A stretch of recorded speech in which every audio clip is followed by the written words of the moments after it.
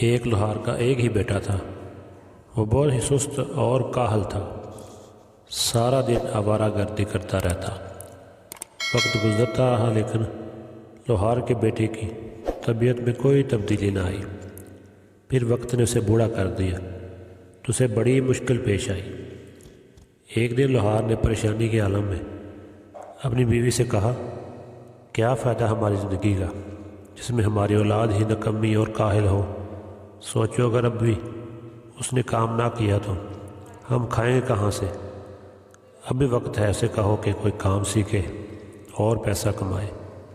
آج ہی کوئی نہ کوئی کام شروع کر دے ورنہ زندگی بہت مشکل ہو جائے گی۔ لوہار نے اپنی بات ختم کی تو اس کی بیوی پریشان ہو گئی۔ سوچ بچار کے بعد اس نے تنہائی میں بیٹے کو ایک سکہ دیا، کہا کہ دن کا زیادہ تر حصہ باہر گزار دو، شام کو اپنے باپ کو یہ سکہ لا کر دے دینا۔ شام کو جب وہ سکہ لے کر آیا تو اس نے اپنے باپ کو سکہ دے دیا کہ یہ میں نے محنت سے کمایا ہے۔ اس کے باپ نے سکہ لے کر چولہے میں پھینک دیا کہ یہ سکہ تم نے اپنی محنت سے نہیں کمایا۔ بیٹا یہ سن کر خاموش ہو گیا۔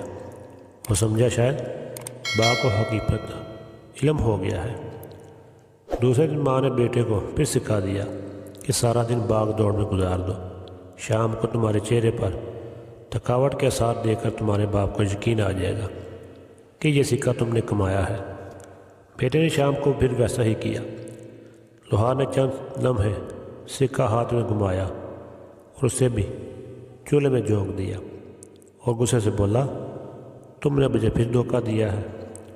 ماں نے محسوس کر لیا کہ بیٹے کو واقعی کچھ نہ کچھ کرنا ہی پڑے گا، کیونکہ جب باپ نے سکہ آگ میں پھینکا تو بیٹے پریشانی پر کوئی اثار تھے۔ ماں نے بیٹے کو سمجھایا، اب تم جان چکے ہو کہ تم اپنے باپ کو بیوقوف نہیں بنا سکتے، اسے مزید تکلیف نہ دو، کوئی کام ڈھونڈو، اس بات کی فکر نہ کرو کہ کتنے پیسے لائے، باپ کو دو اور اسے بتاؤ کہ تم اپنے پاؤں پر کھڑے ہو۔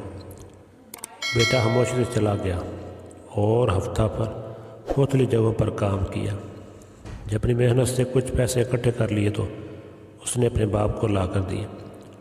باپ نے پہلے کی طرح پیسے مٹھی میں گھمائے، پھر انہیں آگ میں جھونک دیا، بولا، مجھے یقین نہیں آتا کہ یہ تمہاری کمائی ہے۔ بیٹے نے جب یہ سنا تو آگ کی طرح بڑھا اور غصے کے عالم میں بولا، میں نے صبح شام محنت مزدوری کی، یہ پیسے اکٹھے کیے اور آپ نے آگ میں پھینک دیے۔